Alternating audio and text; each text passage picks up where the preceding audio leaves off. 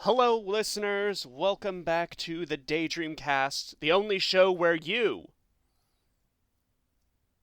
That's you. Hey, Brogan, how you doing? Finish the sentence, please. I'm waiting with bated breath. The only show it's where a complete you... thought.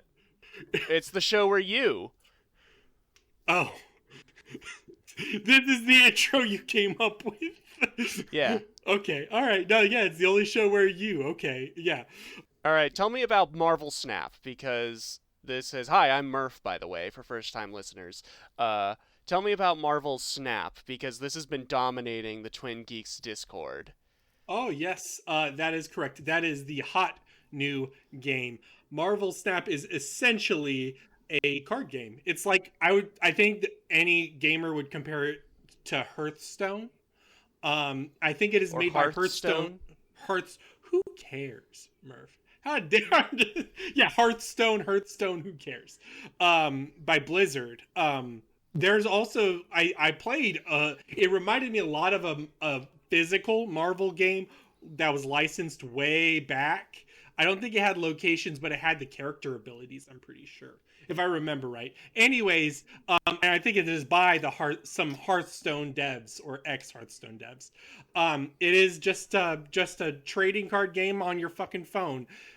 You've played them before, possibly, but this one is special for multiple reasons. I think it's simply designed, is I think the big thing. So it's easy for anybody to catch on to it. And then for people who are scared of, say, the progression of card boosters, you know, a lot of people like I guess the systems in which people got cards before was intimidating, either buying booster packs or pay to win elements.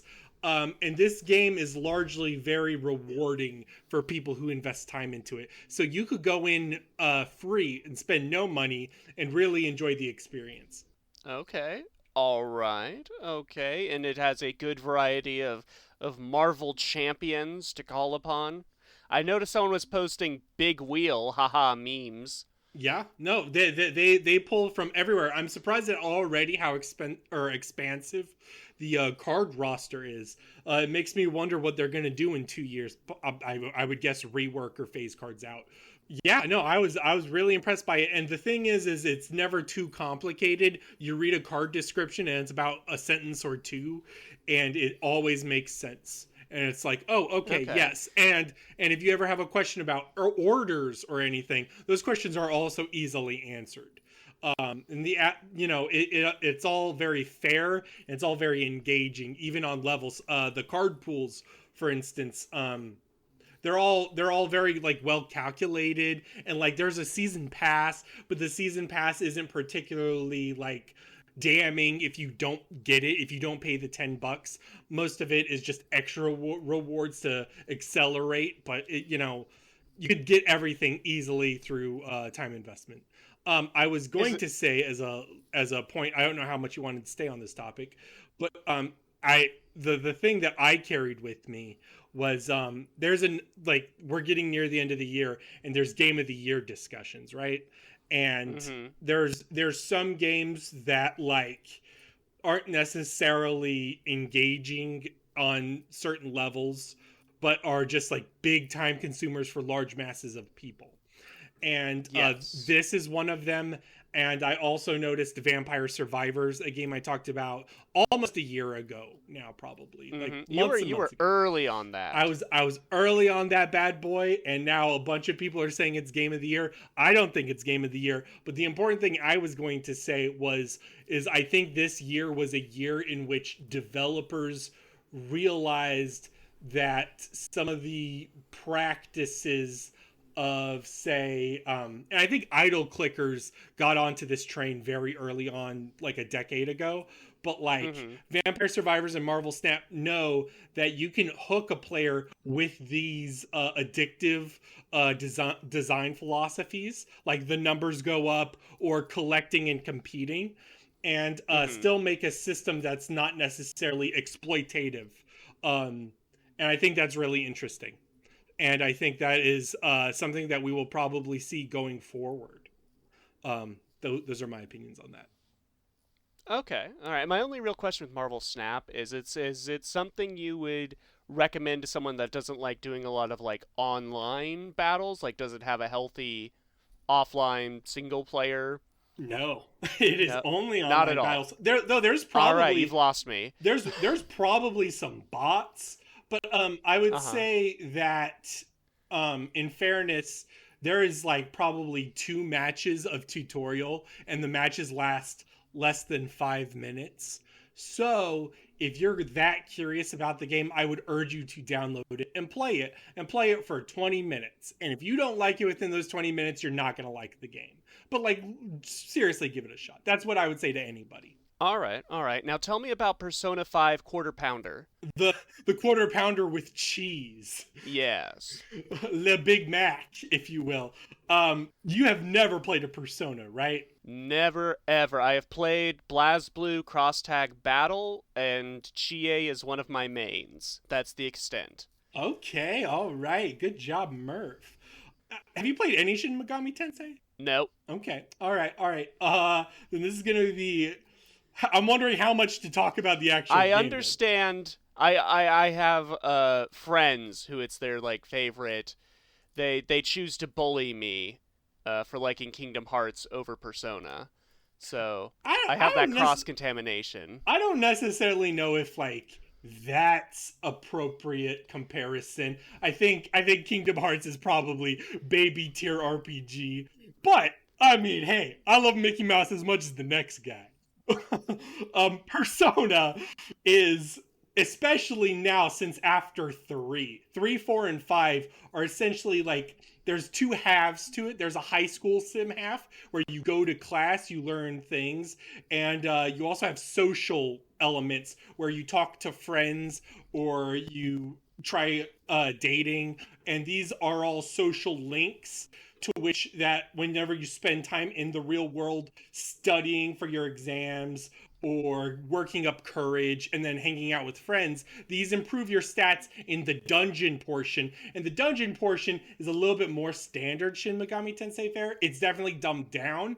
But you go into a dungeon and you go around and you fight demons. Technically, in Persona, Mm-hmm. the demons of Shin Megami Tensei, though they are the same, are called personas, as in figments or archetypes of myths and the human mind.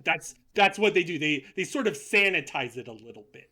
Mm-hmm. Um, Mm-hmm. and Persona 5 specifically is about a group of misfits who change the hearts of criminals and evil people.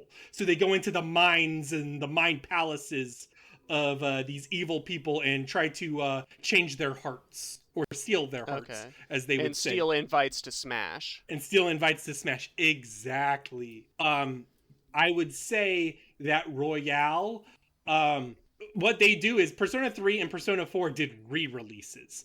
After a certain amount of Yeah. time where they got proved to be more popular and then that they saw that they could do more with it, they re-released these with additional content. FES had a separate side campaign and a rework. Basically, in the original Persona 3, you couldn't control party members, so FES allowed a control party members option, and then FES also added an extra campaign. And then Persona 3 Portable added an entirely separate main character to which you could be a female, and this dramatically changes your social links because instead of dating girls, you're dating boys. So there was a lot of, Oh. and also like heavy voiceover changes and all that because of that.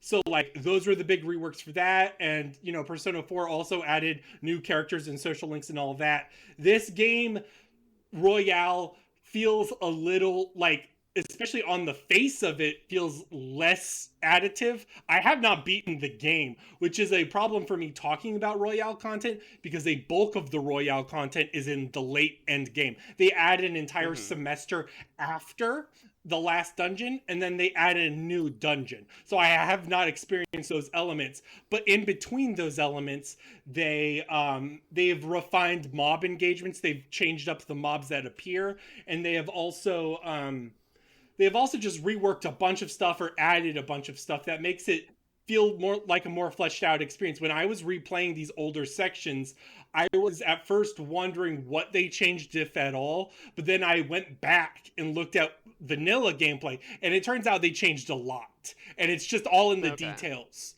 So I do think this is the definitive version of Persona 5. They include all the DLCs and all that stuff, and they include a bunch of bonus content. So I would recommend Royale to anybody. Now, Persona famously, one of the, especially Persona 5, I remember the discourse around this, is it takes like a good 20 hours to get going. Or it's one of those tutorial games, right? I mean, I think a lot of JRPGs are like that. I don't think that's worthy of criticism. I 20 hours to get going is possible. Like if you consider second or third dungeon, like when the game gets really good, I would understand that complaint. But I think, near the end of the first dungeon, where you could actually engage in most things casually, is when I think the game starts picking up. Because yes, there is a heavy tutorial segment, but I think especially like for you who has never experienced any Shin Megami Tensei or Persona, I think you won't even notice the tutorial stuff. It would be like playing fucking Pokemon. And literally, because there are Pokemon elements in Persona where you capture the personas.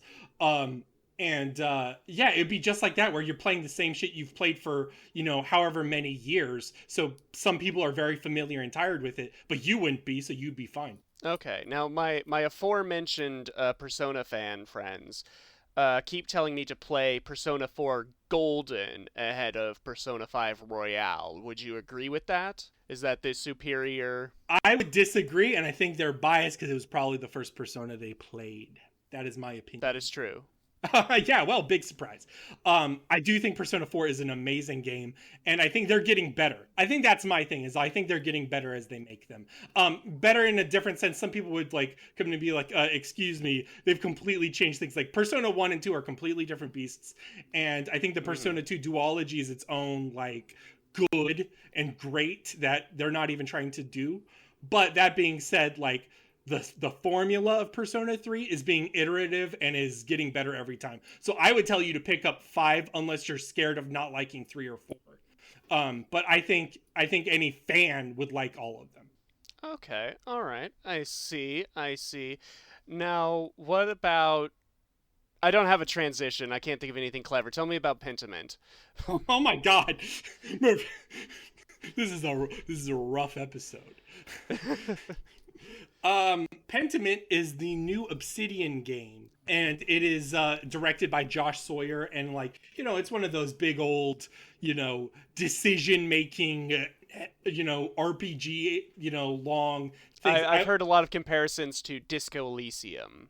I think that would be a very fair comparison. I would think there's even less RPG elements in this than Disco Elysium. This is almost an adventure game with heavy dialogue options and heavy background options. That's basically it, though. Is you play Andreas Mailer. Oh my gosh! Please do not convict me on pronunciations of 16th century European names.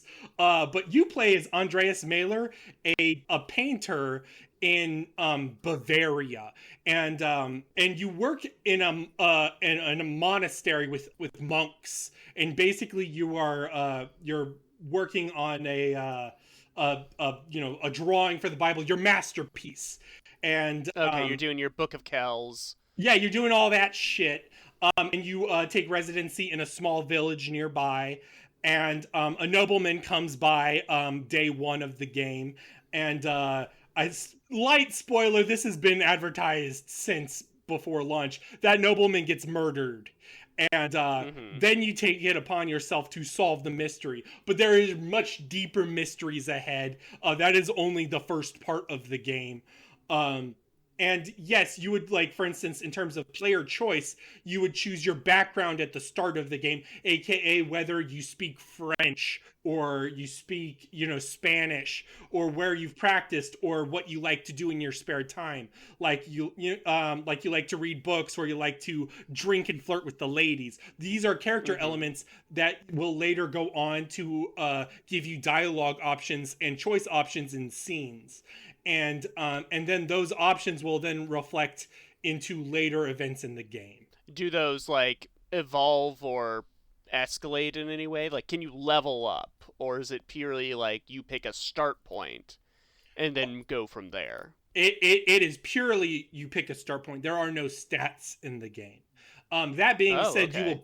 you will pick things up when you do things, but it's never that intensive. You're not trying to scrounge to maximize your build. There's nothing like that. Instead, it is much more of you're choosing a flavor for your story, and also because of the murder mystery plot and some of the more like deliberate story elements, you're under a timer. So you have like 2 days to solve that mystery, and within those 2 days, when you're interviewing people or spying on people or gathering evidence, you're taking time out of your day, and that Mm-hmm. time is one of the more essential choices that informs everything you do. And then, like, when it comes to the trial and they go, what evidence do you have, all that stuff will also reflect into later events of the game. So by the end of the game, I'm not going to spoil much, but you'll eventually see the repercussions of things. And I will also say, in terms of deeper mysteries, the deeper mysteries are solved.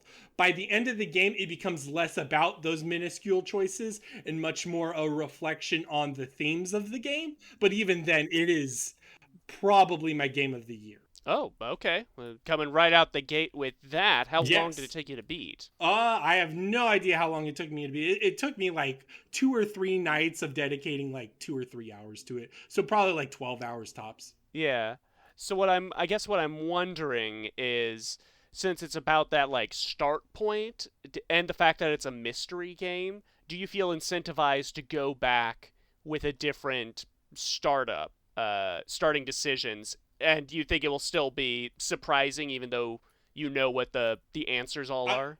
I would, well, that's okay. So that's a funny way to say that. I think I would not play it immediately. Like, I would not pick it back up right now because there's going to be a lot of repeat text, and this is a heavy text game. Like, this is fucking Yeah. literary shit. There's like a glossary to explain to you the terms, and this is a very well researched game.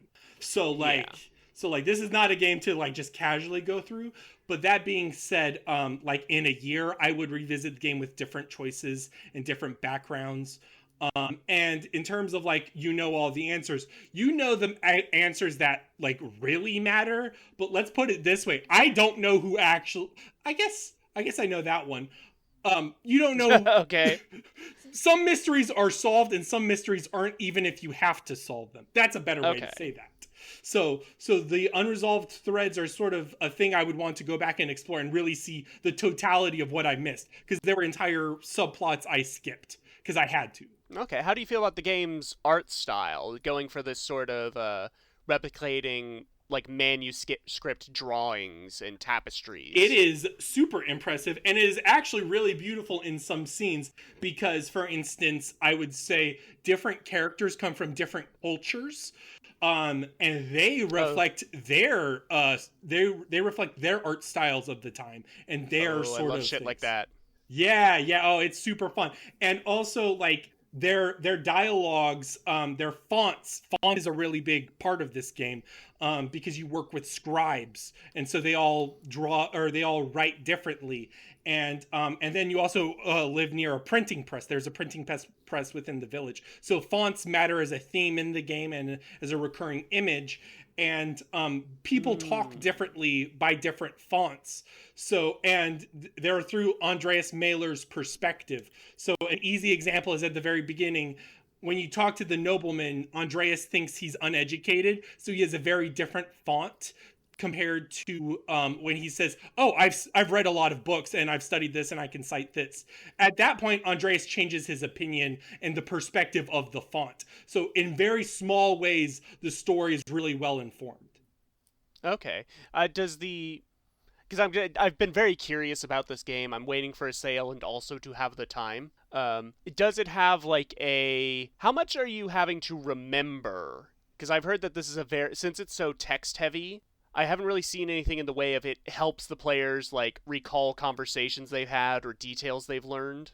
There is okay. So first of all, there's a glossary that you can consult. There is a map of the entire town and monastery, and there is also a people section. Now, admittedly, this requires reading, but this is already a dense game. So in those Yeah. scenarios, yes, and there's also a journal that records what you have done. That doesn't necessarily reflect all you have learned. For instance, I found out that a priest and a monk were having a relations in the forest, and this was offset like in a small bit of dialogue from a hermit in the forest one time, Mm-hmm. and that was not recorded. And I forgot the names of the monk and the Okay. and then the person, and then I was worried for a long time. But then again, it comes back up later too, where it's reflected later, and then you're like, oh, okay, this all makes sense. So like, it at the very least, if it matters, you'll still see a presence of it throughout the game, and you'll never be left scratching your head like, what the fuck? All right, I see. I see. Well, are you like dead set? It's like game of the year. You don't think there's anything that could surprise you between now and end of the year? What few weeks remain? Honestly, not surprise me now. I think there were some titles I missed back that I would like to revisit. Like, for instance, Steven played Norco, and I wanted to play Norco. Mm-hmm. And I think something like that could possibly compete, but God of War Ragnarok is not going to compete. Like I might like God of War Ragnarok. It may be a really good game. Who knows? Or Bayonetta 3. Those might be really good games. I haven't played them, but they're not going to be the game that like I would carry. I would be playing this game probably on and on forever. Does that make sense? Yeah, yeah, yeah. Okay. So yes. Well, dear listener, you may have noticed that this episode's a little topsy turvy. Namely, Bro has all the games for Whatcha Playin, and I, Murph, have none. I don't have any of my indie games. And that's because this entire time I have been trying my damnedest to beat Yakuza 5. Are the games getting longer? Yes. That is the issue, because I have not actually beaten Yakuza 5. Like, I mean, how long are they getting? Is this like fucking double the length of Yakuza 3 or something? Yakuza hold on. I was actually looking at this morning. Yakuza 3 took me about 17 hours. Yakuza 4, 17 hours. Yakuza 5, I'm currently at 27 hours, and I have not finished it. Now, when you say length in this terms, does this mean you're bad at the game, or does this mean that like it is a longer game? Okay, so for the first time in my life, I truly understand the game journo's lament when they're like, I don't have time for all these open world games. So Yakuza 5 is the biggest one yet in a lot of ways. So Yakuza 4 had 4 playable protagonists split across 4 chapters. This one has 5, and it starts with our boy Kazuma Kiryu. Once more, he is being dragged back into the Yakuza life, but this game opens with him in a completely different town, working as a taxi driver under an assumed name. He has just completely abandoned the orphanage that he built the last couple games around. And so like for the first few missions, you're like, what are you doing, Kiryu? Like what's going on? It reminded me a lot of like the first time I played Kingdom Hearts 2 and that general confusion of like why are we here? And the issue gets to be is that the game doesn't have a very good answer. The story in this one's real confused, and it mainly comes down to each character's chapters are so disparate from each other. It's kind of an anthology game in a way. It's all about the different Yakuza families across basically the breadth of Japan, like sensing weakness in the Tojo clan and like gearing up for like a full-scale gang war. And each character kind of deals with a different family, and then at the very end they run into this detective guy who's like, oh, it's all going down in Tokyo, get there. And every character, there's like 10 different towns to explore. Every character gets their own town. Some get 2 towns, some get 3 towns to explore. And they're all large with different things to do. It's a very expansive game. I will never undersell the amount of content this game has. And then every character has their own, like, sort of side story that it's its own separate game. So Kiryu can do taxi missions, where he is a taxi driver. You have to, like, pay attention to the rules of the road, maintain conversations with your passengers, yada yada. He can also get involved in street races in his taxi cab, which is very funny because you can upgrade it and trick it out like a Burnout game. And then you get to the second character, Saejima, who is the hitman from Yakuza 4, one of my favorite characters and stories from that game, one of the closest to being like the second video game to ever make me cry. His story's really, really boring and really disappointing because his whole thing in Yakuza 4 is that he was serving 25 years for a massive hit job he did. He got out and then, like, redeemed himself and became promoted to being a captain in the Tojo clan. Yakuza 5 opens his chapter with him immediately getting sent back to prison. Why? And it's almost like assault. So it feels like they are giving up on certain threads, keeping characters, but taking them in entirely new directions for the sake of this game and no other reason.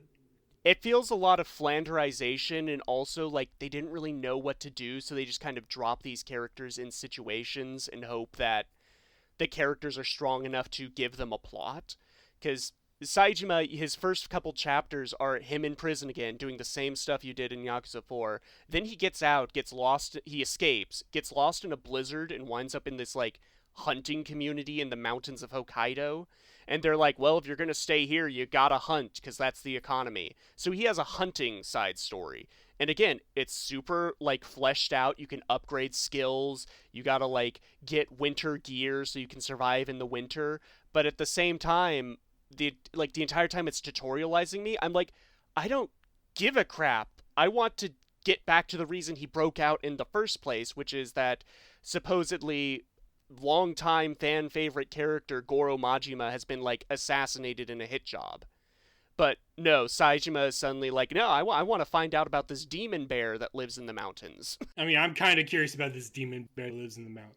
Yeah, and then his chapter's done, and then you're playing as Haruka, who is Kiryu's adopted daughter from the very first game. It's the first time you ever get to play as her. She's being trained to be a pop idol, and so it becomes a rhythm game out of nowhere. So let me ask you. So, like, I get the feeling that a lot of people who love Yakuza love the soap opera aspect and love the sheer variety and, like, zaniness of the mini games and, like, just the different directions it goes.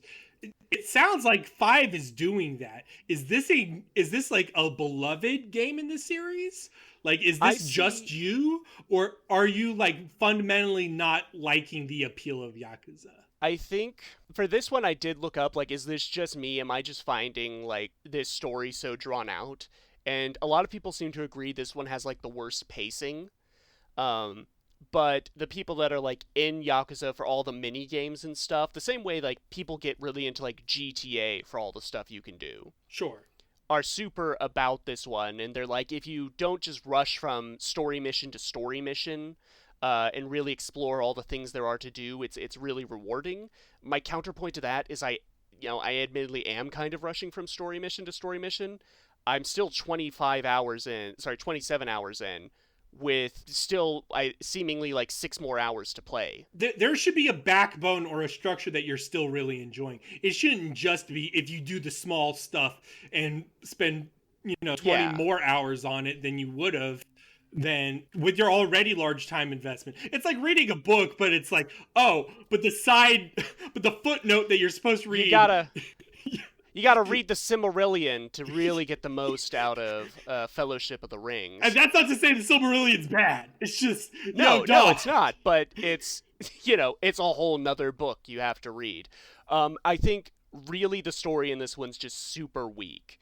Like the whole thing about, like, Kiryu, when you finally learn why Kiryu's being a taxi driver, it's because the pop idol agency that scouted his daughter was like, we can't have it coming out that her dad is a former like Yakuza legend. So you need to go away. We'll fund the orphanage. We'll run everything, and we'll make Haruka's dream come true. The issue is that they did this plot already. They did it all the way back in Yakuza 2. Haruka gets scouted by a talent agency, and they're like, we'll set her up for life. You just need to get out of her life. And Haruka said, no, the pop idol industry is exploitative. But now she's all about it. Except she never really says she's all about it. She just says that people are counting on her. Okay, so this is really weird. So this is almost, counter to what the character's been. Yeah, like I said, it's a lot of Flanderization. Like, I would not be surprised. I would not be surprised if I got to like Yakuza 6 and they're like, man, wasn't it weird that year when the entirety of Japan had a gas leak? Okay, so it is the gas leak season of Yakuza. That's what it feels like. Like that. You remember when I was talking about Yakuza 4 and it had that that money lender with a heart of gold? Yes. Who's like just straight up Spike Spiegel. He's back in this game, and he has no reason to be here. It's like someone gets killed part way through the game, and it's like, well, before they died, they took out this huge loan, and I lean forward like, they took out a loan, eh? And then he pops into the scene. And he's still a fun character. He's a super fun character. So like the later chapters, I was having fun. Particularly these ending chapters where he plays the fourth character who has never been in any of these before. He's a disgraced baseball star who has fallen from grace and now writes reviews for adult entertainment in his area. Ooh, that's classy. Yeah, and he owes a lot of money, and one of these, a Yakuza guy comes up to him and is like, hey, the game you lost your credibility on, that game was fixed, and I'll pay you 20 million yen to figure out what happened. And he's like, I could pay off all my debts with that, but I also don't want to know the truth. I want to believe that I lost that game fair and square. And it's a super compelling narrative. I would have played an entire 12-hour game about just this part of the story. But again, it has that anthology aspect where I'm so deep into it now, I don't really remember what happened in Kiryu's chapters all the way at the start. So are they going to tie together in a cohesive way, or is Outlook not good on that? A lot of these Yakuza games have that issue where you like beat the guy, like the antagonist. You beat him, and then as he's lying on the ground, he's like, ugh. There's more going on than you could possibly imagine. There's a guy pulling the strings behind the scenes that's not even me. And then you don't learn who that is until like the last hour. Yakuza 3 was especially bad about this, where like literally in the last hour, it's revealed the entire thing was like a psyop by the American CIA to get these black market arms dealers out in the open. Oh man. This is crazy. How's the lore at this point? There are like 3 different forms of the Illuminati, and kind of the issue is that every game they're popping up like new, because they say like the Tojo family is one of the biggest Yakuza organizations in Tokyo, so it has a lot of like different, they're like sub-families, and so every game you're dealing with like different families, and it's like, where were these guys in the previous games, Yeah. This game doesn't so much have that issue because you're dealing with places outside of Tokyo for the first time. It's just really dense, and I'm just really kind of bored. But I would not shame anyone for liking this because, again, every chapter has a ton of stuff to do, like an entire game's worth of content. But at the end of the day, like, I'd prefer something tighter. Sure. And have all that stuff on the side. Yakuza 4 did that, where every character had a ton of stuff they could do, but the story missions themselves were pretty tightly paced and quick to get to. Gotcha. So this all makes sense. What's next? Well, next, so before we can see how Kiryu's story ends in Yakuza 6, we first got to go back in time and see how it all began in Yakuza 0. Which is allegedly not just one of the best Yakuza games, but one of the best games ever made. I'm starting to wonder if this franchise is like Star Trek movies, where the even number ones are good. It's possible. And 0 comes before 1, so it is even numbered. I don't think that's actually a thing. I don't think zeros are even numbers. It's divisible by 2, isn't it?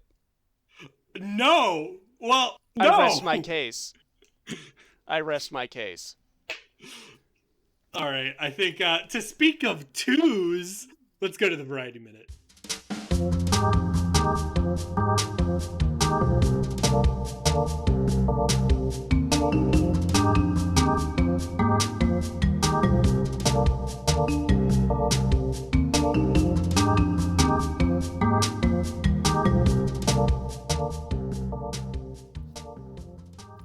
This week's Variety Minute is gaming duos, specifically platformer mascots for the most part with sidekicks. Because there's other options too, right? There are a few different types of duos, and we're gonna really needle in what counts and what doesn't. You know, our game of the week is Jak and Daxter, so the immediate comparison is Ratchet and Clank, who were, contemporaries of the time. Why do you think I know the answer because I'm amazing. Why do you think there is a sidekick? Well, what does a sidekick do? The sidekick you kind of need to do the technical stuff. You got one guy who can do the jumping and the brawling, and you need one guy to like hack panels or in some cases speak for the protagonist. Jak and Daxter is an example. Banjo and Kazooie is another, where Kazooie does all the speaking. Banjo talks a little bit, but yes, there's a lot of attitude. Is I think another thing is like personality, right? For Jak and Daxter, Jak is the straight man. So Daxter is the person that brings, and especially for like for the total game, Daxter brings a sort of attitude that would otherwise be absent in the game. And in contrast, like Ratchet and Clank, I think Ratchet has attitude, especially in the first one. And then the rest of the game's tone is like super like funny and silly and off the wall. And then Clank is the straight man because he's the tiny little guy, and he looks stupid too when he has like a helicopter for a head. So yeah. And then like, do you remember Heroes on the Move for the PlayStation Move? That was the big crossover between Jak and Daxter, Ratchet and Clank, and Sly Cooper. Yes. And so they put forth that Sly's partner is Bentley. This makes sense, sure. Do you buy them as a duo? Because I do not. No, because of Murray. Yeah. See, I can't.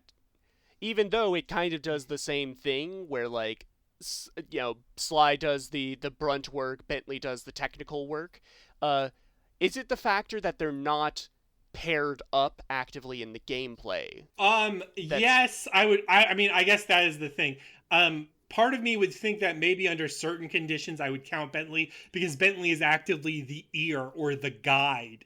And I included actually, and this was going to be controversial if we weren't including platformers, was Link and Navi. Because Navi or Link and anyone. Or Link in any sidekick he has. So like, the Minish Cap ends low, or just any of them. Yes, or exactly. Like, do those count? Because I would count them under like sidekick duos. It's just different. I don't think I would, because if you did like Link and, my brain would autocomplete Zelda. I don't think I'm gonna disagree. Okay, well, I do have this here, like, characters who get paired up by the fan base just because they're, like, contrasted in the plot. Like, Tifa and Aerith, or Sub-Zero and Scorpion from Mortal Kombat. Would you really classify them as, like, duos? In a way, maybe. Like, Shaolin monks would. And, like, I think Mortal Kombat marketing does, because I don't think everybody loves Scorpion, but, like, I think Scorpion and Sub-Zero are like sort of the fundamental duo of like who you choose, player 1, player 2. Ryu and Ken, right? I think a lot of it is player 1 with player 2 in terms of multiplayer games. So Mario and Luigi would be the big one if we're just doing that. Yeah. Do you see as Mario and Luigi as a duo? Because I do. I do see them as well. Yes. Whenever they do like a Mario game, I am wondering where Luigi is in all of this. Yes. Luigi's presence matters, and you're like, what's going on? Where's he at? Oh, is he doing like a weird balloon side quest? I mean, I guess, sure. What about Tails and Sonic? I was going to say, under your specific definition of like main character and then like character who does technical stuff, The Tails. sidekick. I mean, Tails is no matter what a sidekick, but under your precise like PS2 platformer definition, I think a lot of the Banjo Kazooie, Ratchet and Clank, Jak and Daxter DNA came from Sonic and Tails. See, the thing is, if you like went back to the Genesis days, I'd say they're a duo. These days, not really, and that's just because the Sonic cast has gotten so much bigger. I Like, mean, I it's think Sonic and Friends. I think now, Sonic's in my always mind. about the cast, but like I in my head you're because like I'd play like Sonic Advance 4 and like in Sonic Advance 4 you can pair the different characters together and they put names to them. So like if you were fucking Shadow and Sonic, I don't know what they call them, but it'd be like Black and Blue or some shit, right? And for Yeah. Sonic and Tails, it was the Unbreakable Bond. I remember that. That's like one of the things like I remember about the game. So like I would still associate them as essential pairings. And I think like another one that is not a platformer at all, but is almost certainly the same vein is Sam and Max. Yeah, I was thinking Sam and Max pretty strongly, but their bond kind of predates their game appearances. Yes, because it was a because I mean like I think that is one of the bigger things to notice is like Sam and Max was like from a comic, right?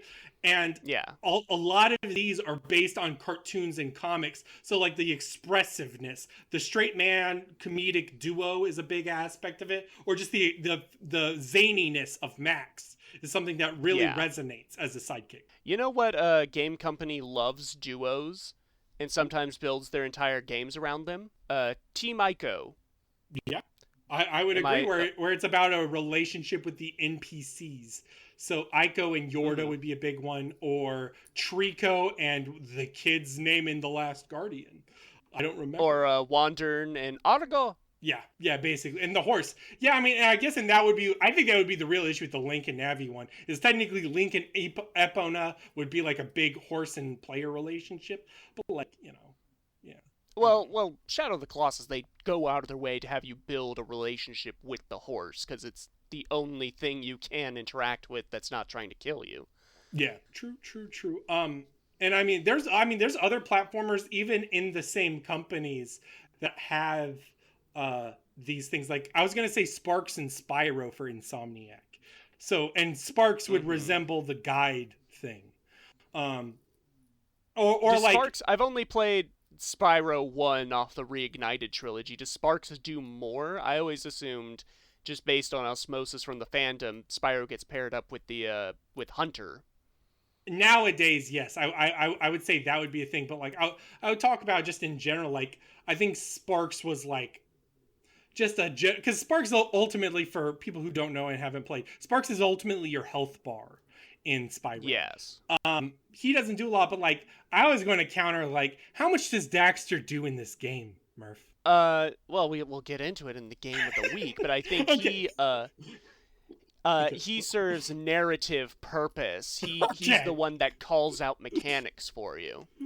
Oh no, I mean I agree with the guide thing. I was talking about just like Yeah. in a functional like power cell standpoint. Anyways, Donkey Kong and Diddy Kong was another one I wanted to mention before we ended. And that's Yeah. also a rare thing with Banjo and Kazooie as well. So Another franchise that really has like a pair mechanic sort of under the surface and has since the start, Resident Evil. yeah, It's always been about that A-B storyline, even though sure. those characters don't really pair up down the way. Like, do you really think of like I think of Chris and Jill as a pair. I don't necessarily think of Leon and Claire. I agree with that. I would agree with that for multiple reasons because Leon's in a lot of solo stuff, and then Claire also is tied to Chris. So in Uh-huh. those ways, it's very flexible. But yeah, I would associate Chris and Jill because even in Chris solo stuff, there's a heavy aspect of my partners and like Yeah. yeah, and Do Jill. you do you think that there is something inherently different between how do I want to phrase this? Between a duo and like in terms of the examples we're talking about because I haven't noticed any of these that are like romantic pairings.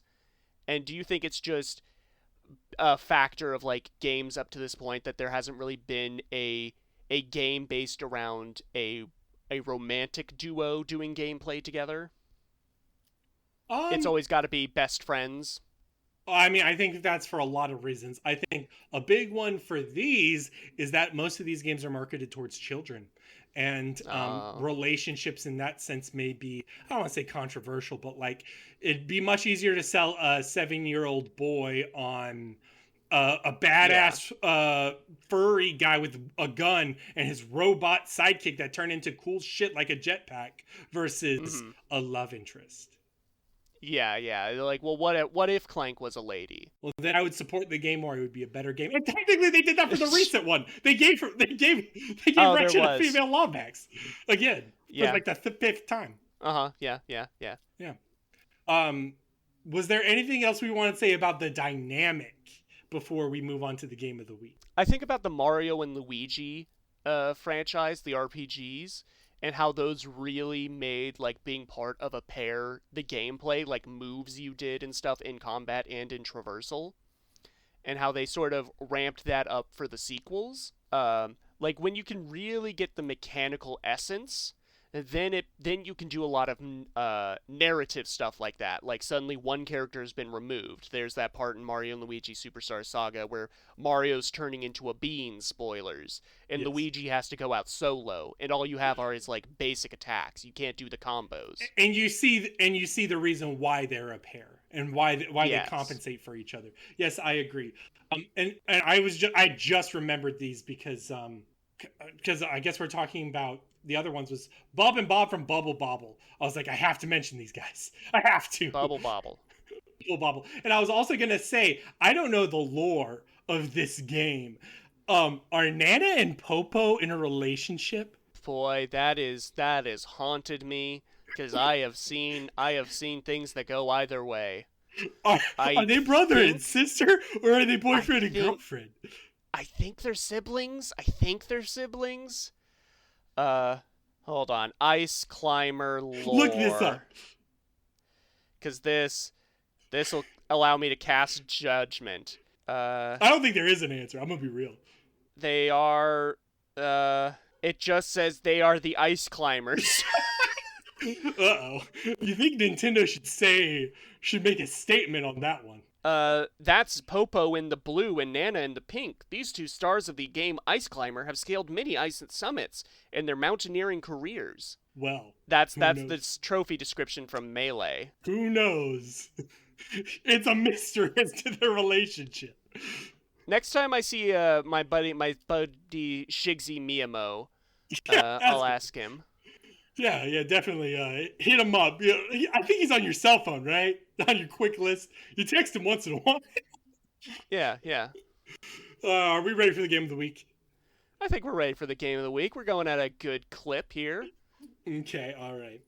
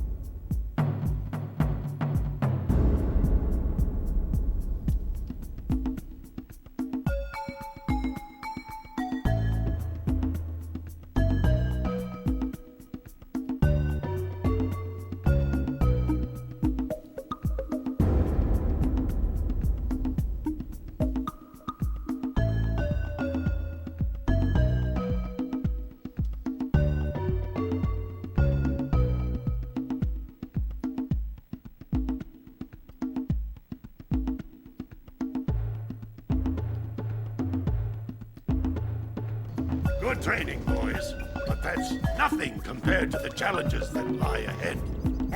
Then no problem. We got the moves, eh, Jack? We'd love to stay and chat, Big Green, but we're, itching to get on with our adventures.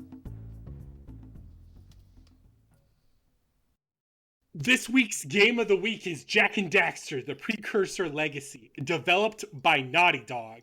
Released in 2001 for the PlayStation 2, one of the earliest titles for the system. It's a story-based platformer collectathon. You play as an elf-like being named Jak.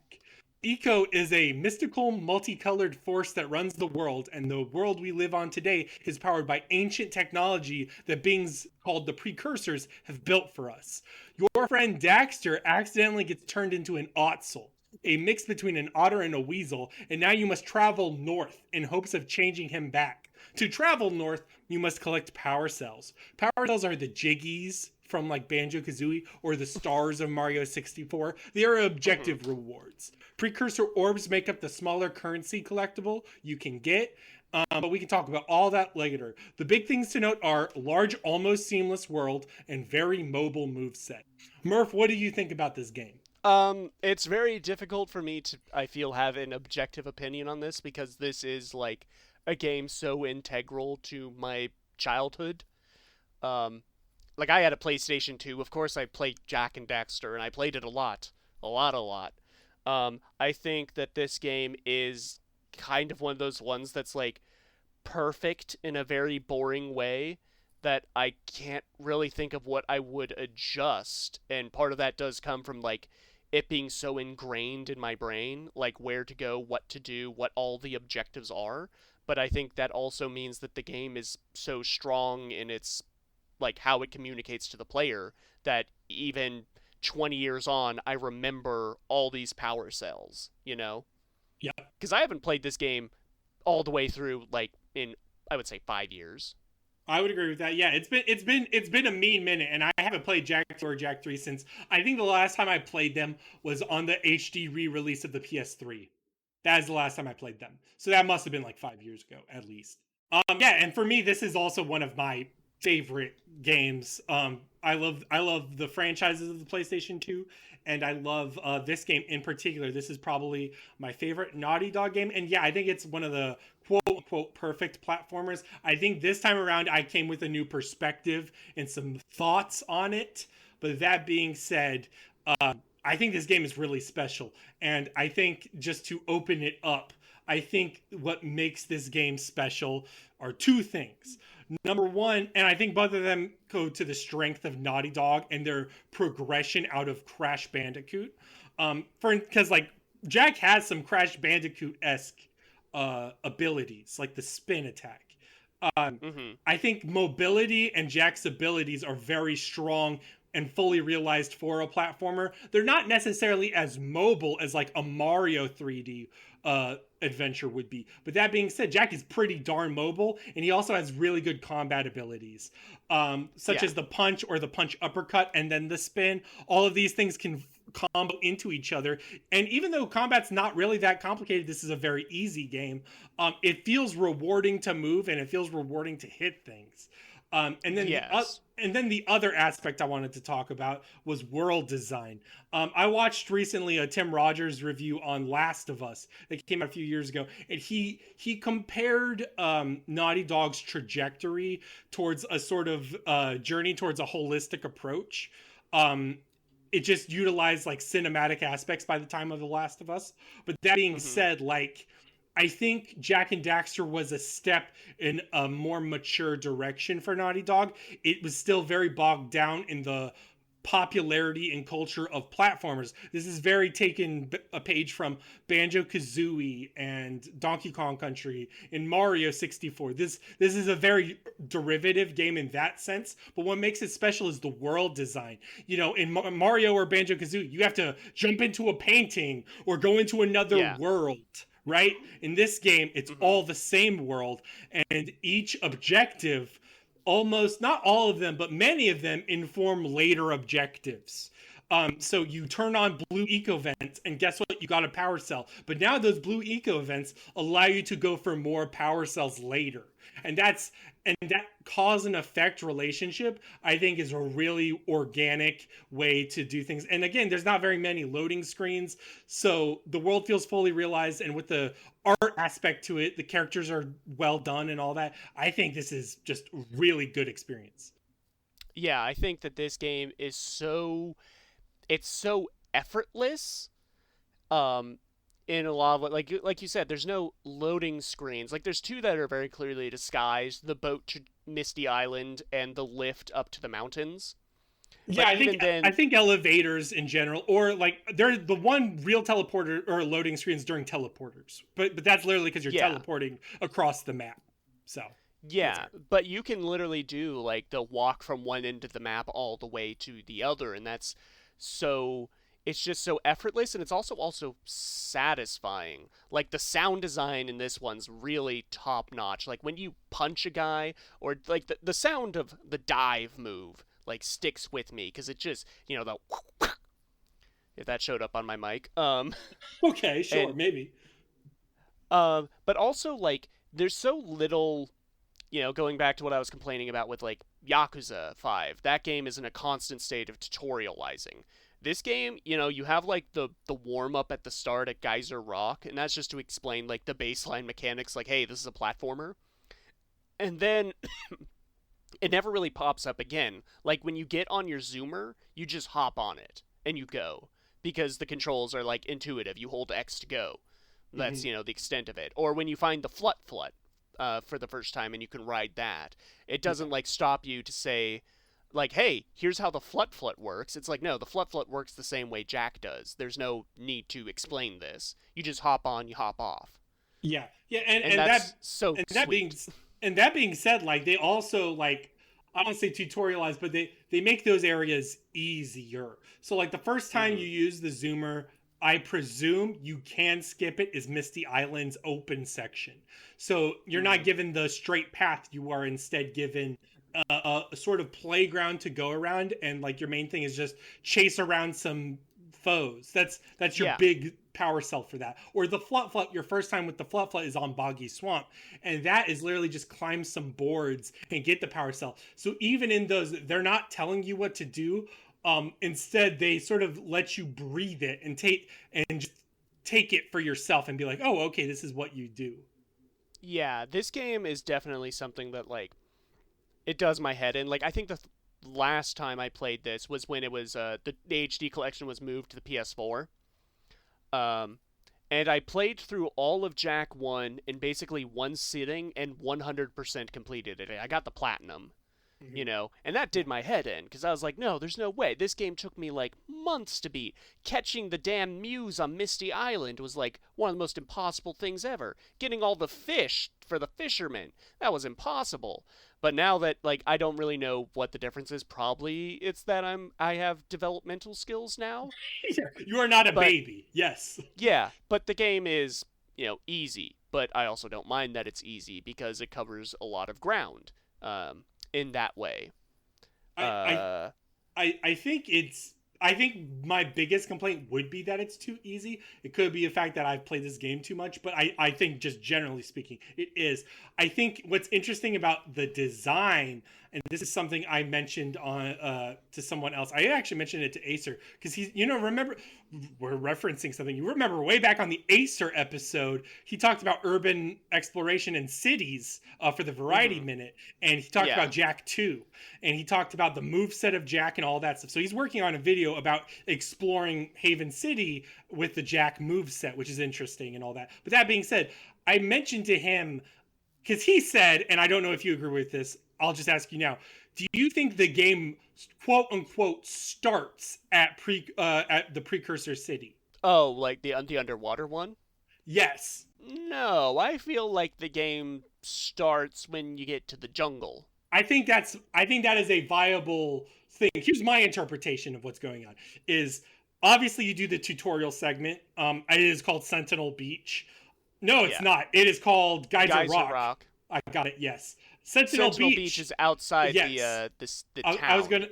gonna say, so Sentinel Beach is, in my opinion, the second easiest area of the game. That is the second section with the most tutorials, and the second section with the most general, like you're walking around just doing things, Yeah. um, and collecting space. Like you gotta chase seagulls, and eventually the seagulls give you a power cell. Yes. Like it's that sort of thing. That is the first section. Then the second section is the jungle, and you have to do the jungle to do Misty Island. The jungle is Mhm. easy, but is much more fundamentally about cause and effect, and is much more fundamentally about the world and all that stuff, because you have to go down into the Precursor stuff and beat the boss of the area, and you also have to activate the eco power for the village, and you have to just do stuff like that. So you have to get a really good spatial layout of the jungle area, and you have to do these things. It's not hard, and you also have to do the fisherman segment, which gives you Misty Island. Misty Island is probably the hardest section of that portion of the game, and that is done because you have to unlock the fisherman. Like you have to do that mission. And pour one out for the fisherman, voiced by Kevin Conroy. Oh, yep, there we go. And there's also other voice acting trivia that I'm sure we will get to later. Possibly. Anyways, yeah, and the Misty Island is slightly harder. I think Sculptor's Muse is the biggest test of Jack's mobility at that point in the game. 100%. And then there's also like the combat test of the gauntlet where they ambush you in that segment. And that segment also has the most bottomless pits that you've encountered before then. So Misty Island is in general harder than everything else. And so you will see that pattern as it goes up and it ramps in difficulty. So when you go to the second segment with the Blue Sage's Hut, Precursor Basin is just another Zoomer segment, but it is the last open field Zoomer segment, and it tests you a little bit more than the Misty Island segment. And and then Boggy Swamp really just introduces you to Yellow Eco. Yes, that kind of is the extent of it. But what's great about all these areas is that they flow real nice. Like they're open. They're open, but if you kind of follow a set path, you'll pick up nearly every power cell. Yes. Yep. And that's what's really rewarding. And I remember this game kind of being like, it's my ideal for what an open world sandbox is. This and Mario 64. Because there's like a guided approach. That, and also once you're done with like picking up the objectives, it's still just kind of like a playground, you know? Sure. And it's like, what do you do in the playground? You climb up the play structure, and then you slide down the slide, and you do that 20 more times. And these games, this game has a lot of that. Like, you know, on Sentinel Beach, there's the cannon.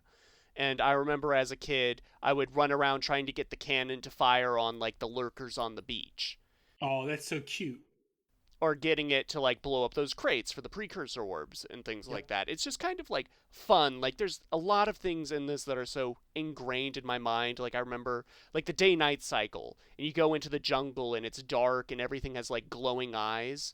Like, that is a very strong visual memory for me. Absolutely. Yeah. And the day-night cycle is obviously a thing that would, like, echo into a lot of other games as well.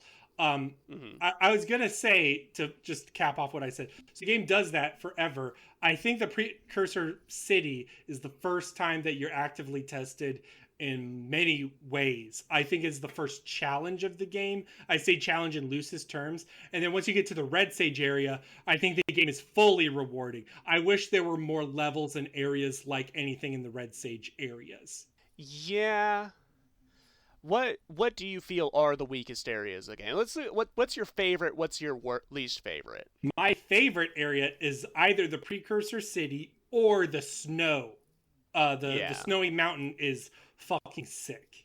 Yeah, I think those two are pretty easy. I think, like, I think Precursor City definitely one of my favorites, and then my least favorite, either Boggy Swamp or the caves, the spider caves.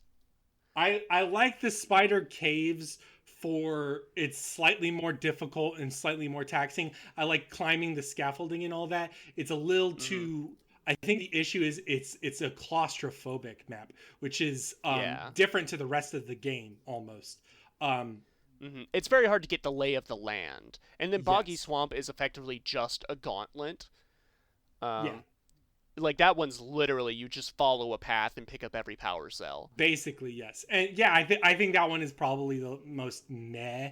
And also in terms of art design, that's an important aspect of this game, is there's a lot of colors and a lot of interesting lighting and stuff. But Boggy Swamp is literally a swamp, so it's very gray and dull browns and greens. Shitty piss-colored water that's ankle deep. Yes. And it's not very, like, enthusiastically, great in the art direction. No.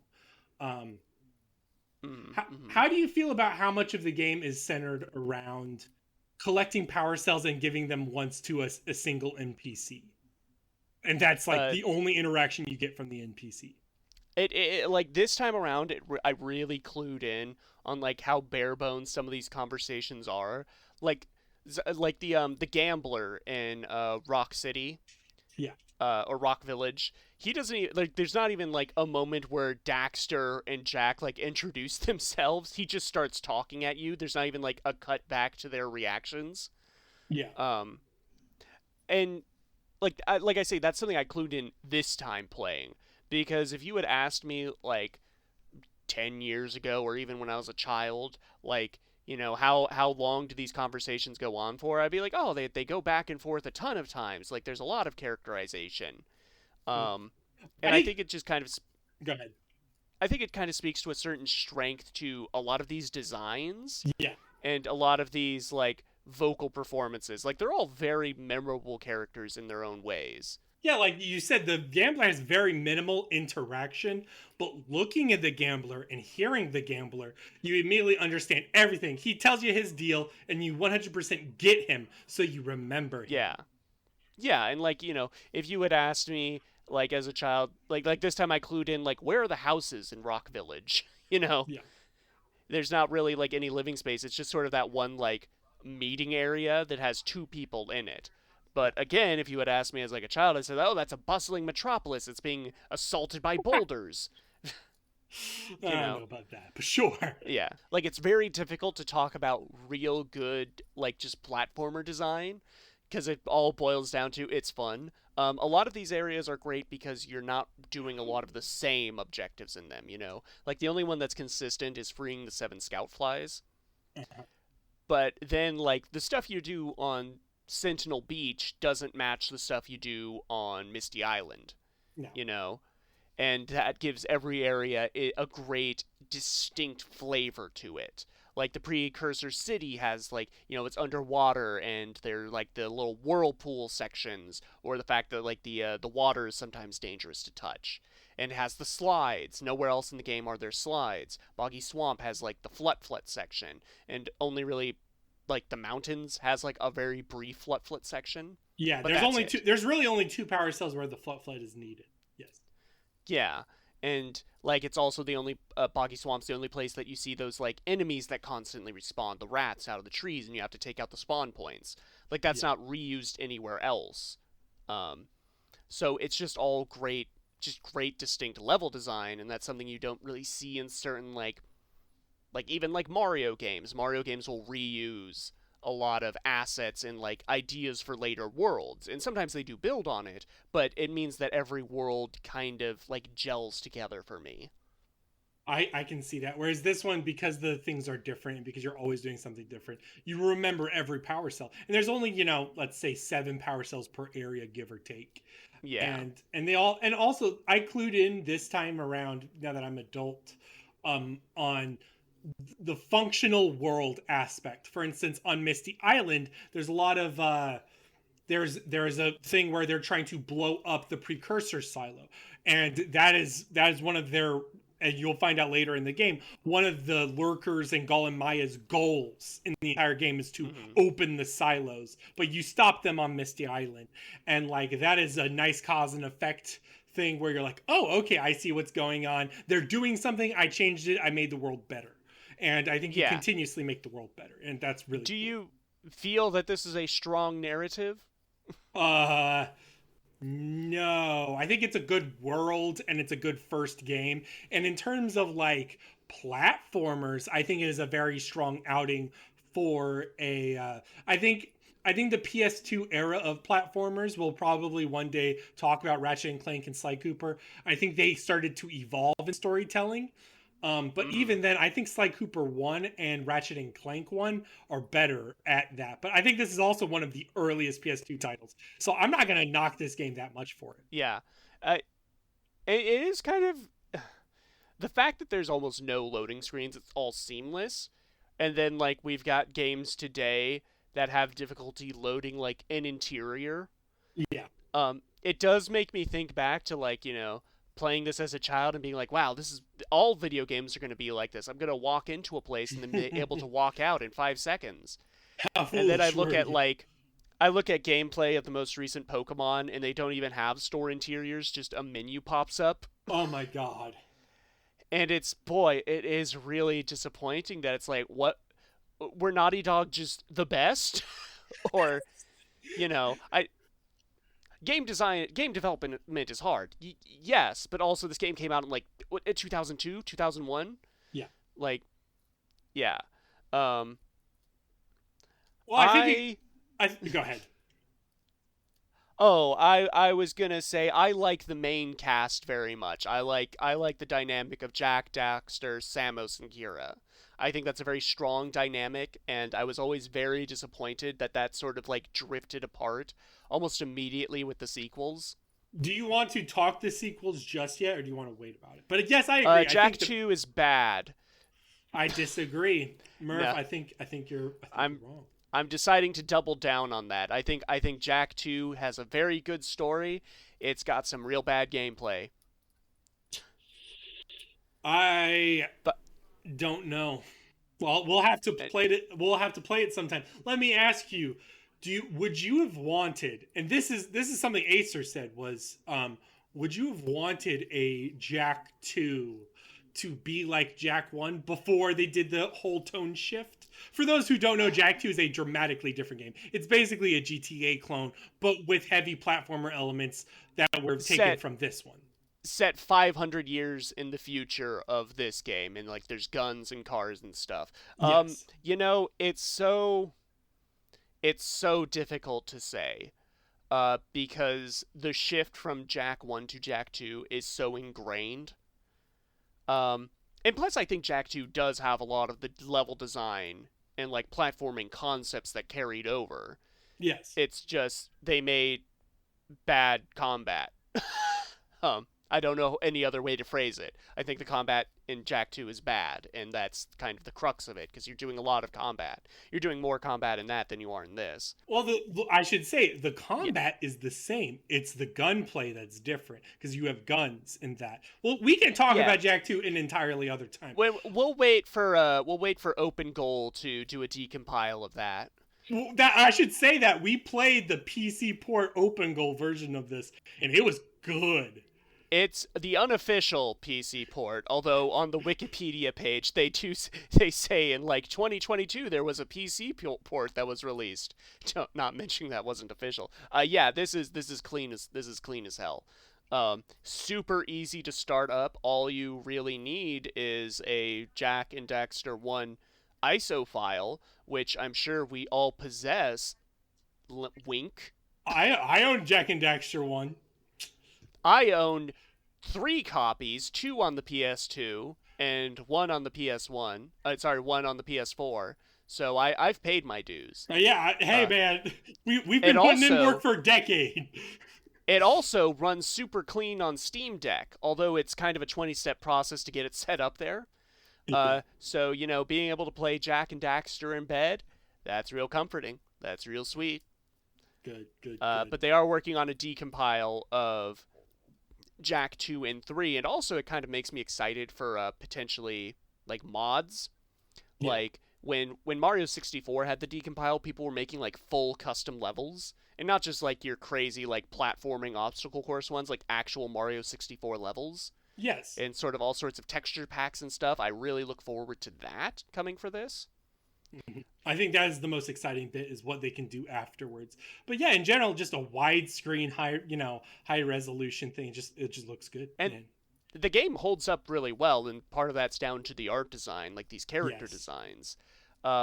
Like playing this, I've always been wanting or wondering why they haven't done like the Jak Reignited remastered, like a lot of these platformer trilogies have been getting. And now playing this, I'm like, do I even really want that? Because I don't know if I need like 4K textures on everything in this game. I have the hot take that you do not need to remake Blue Point style or any style. You don't need to remake PS2 era games. Anything PS2 era and beyond is playable if you're not weak That's my opinion. Yeah. Yeah. Like, it's kind of like, does Jak and Daxter have Dreamcast energy to you?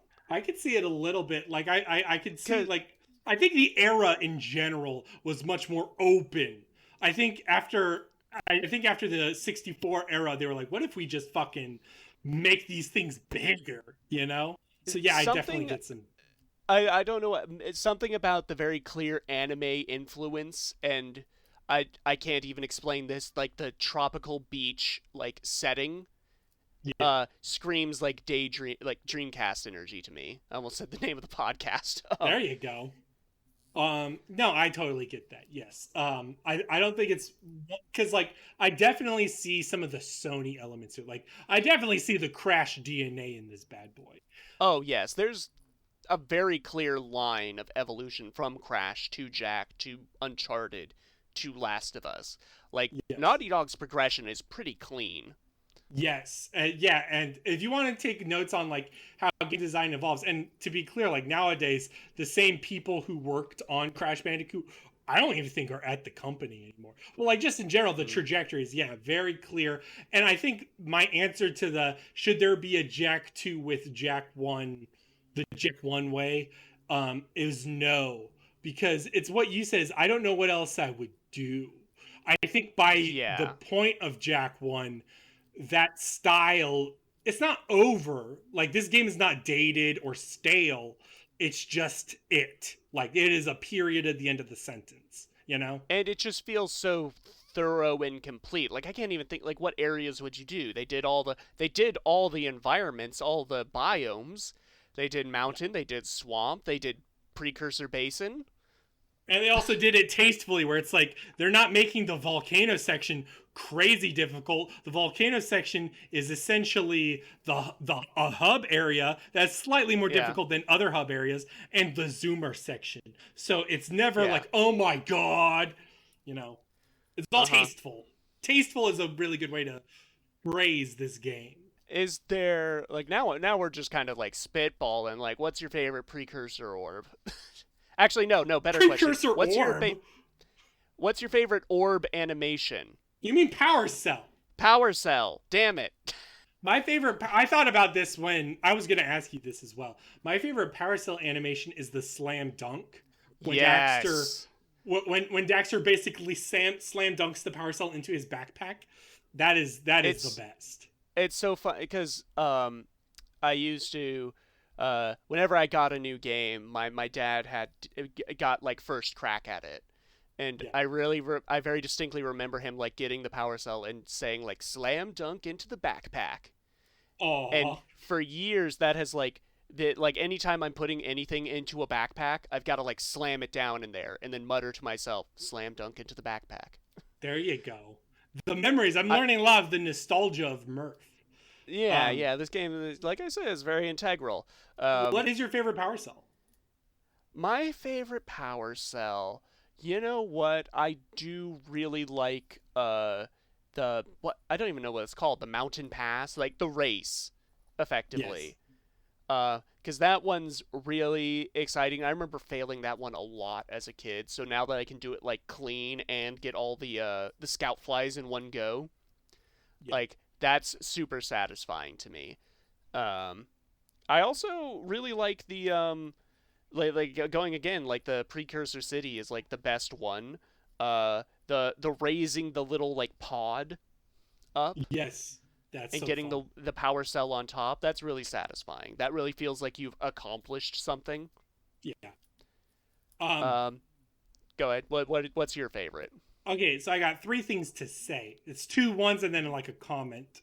Was my favorites. So I'll just preface this by saying for quote unquote 100% completion, or at least the secret ending, I should say, you only need 100 power cells. There are 101 in the game. Yes.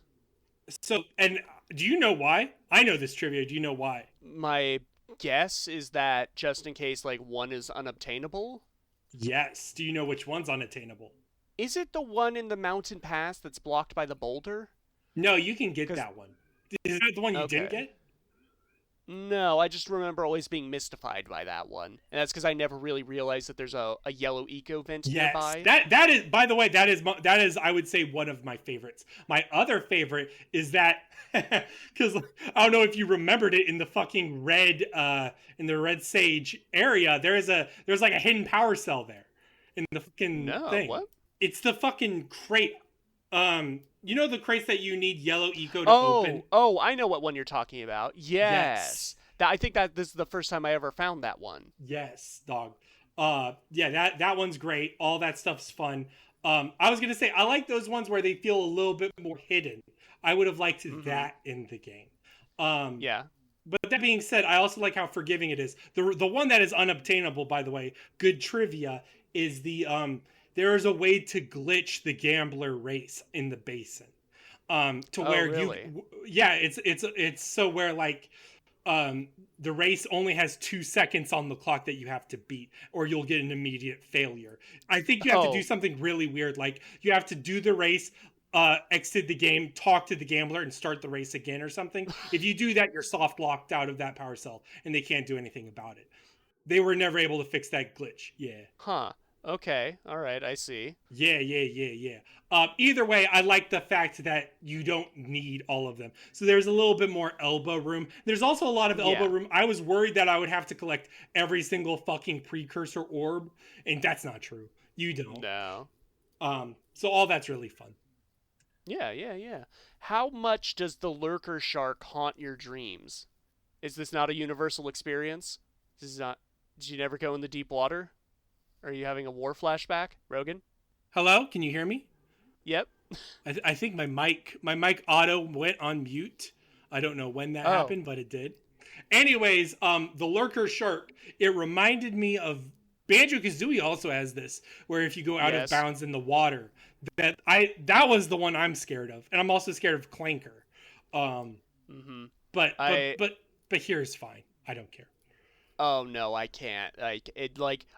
In this playthrough, I briefly stuck a toe in the deep water by accident, and that I don't know that grunt that started, and then the music, and immediately I'm 7 years old again, cowering under a blanket because the music's gonna escalate and the shark's gonna eat me.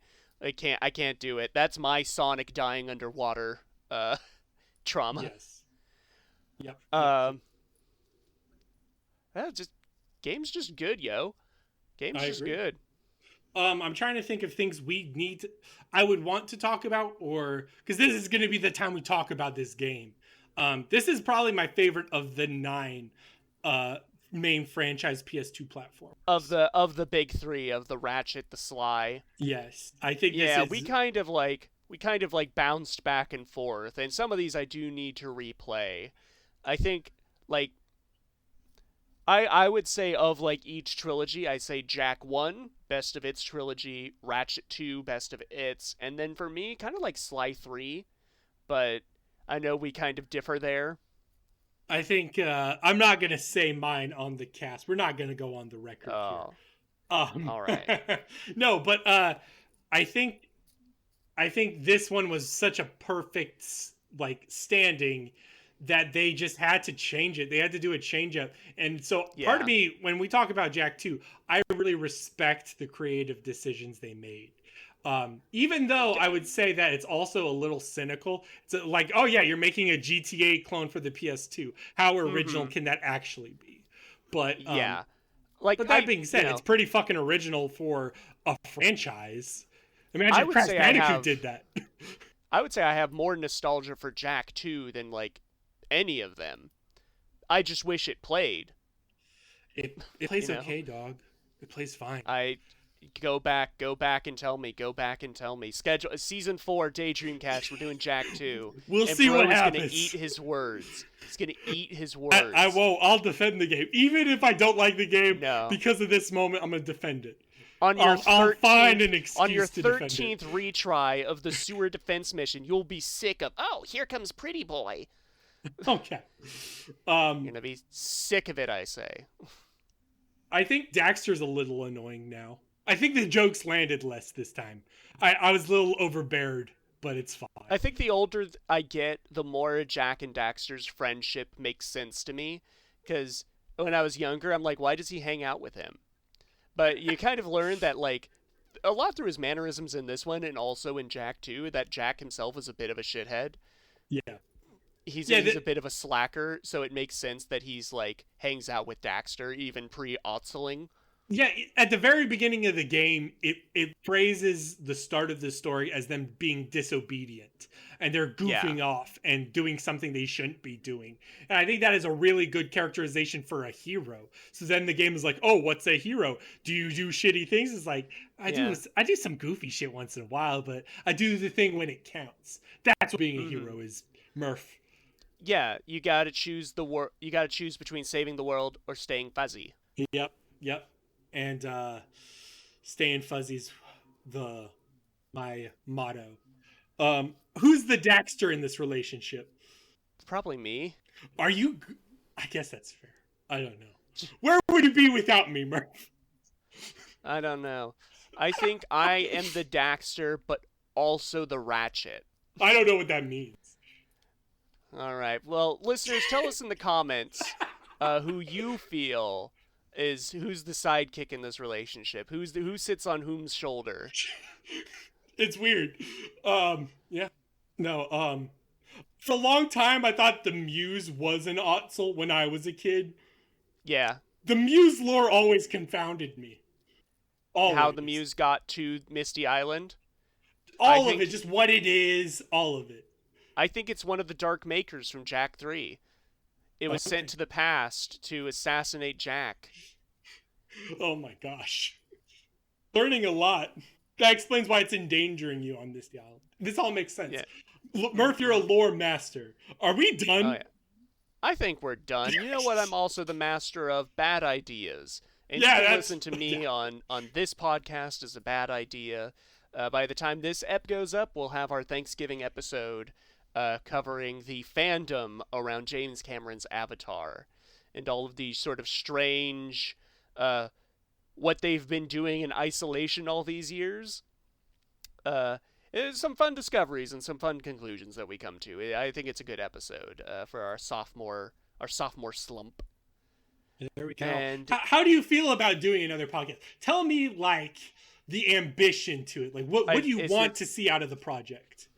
Is this just like what am I doing hanging out with other podcasters? Like No. You can hang out with other podcasters. I'm more so saying, what's the goal? Where do you see this podcast in a year? In a year? Well, hopefully we have more than 2 episodes. I think that I kind of just want to put out optimism.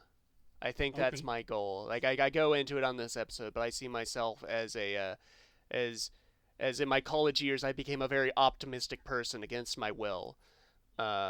And so in looking at different sort of internet fandoms and stuff, I never want the first response to be, haha, look at this cringe. You know? You must become the part that cringes. I killed the part of me that cringes long ago, and I tried to put that out in the work I do. That said, Jak 2 is cringe. Jak 2's not cringe, dog. Slot 3 is cringer. You know what? That's fair. Yeah. That's a fair interpretation.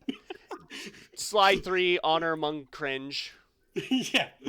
All right, I think we're done here, y'all. What was that? Oh, what are we doing next week or next episode? Well, next episode is going to be a big one. It's our last true episode for the year. And we are looking at a game about thieves and vagrants and their stories. And we're looking at the PS1 RPG Vagrant story. We're doing an RPG, y'all. That's crazy. I know, a JRPG even. Yeah, and that was that. I think you were confused as to why I invited both Brendan and Yep. It is because neither of us are particularly versed. I've played JRPGs more than you. You haven't played them at all. So I wanted, at the very least, some more informed perspective, so that way Yep wasn't babysitting us. And there could be a conversation. So we'll see what happens. Yeah. So keep your fingers on that subscribe button, listeners. Unless it already says subscribed, then take your finger off the button. And like, comment, subscribe, subslime, subsume. I think it's fading out, but as it fades out, do you really think you're gonna beat Yakuza 0 and Vagrant Story within 2 weeks? I still have to beat Yakuza 5. And now it's ended.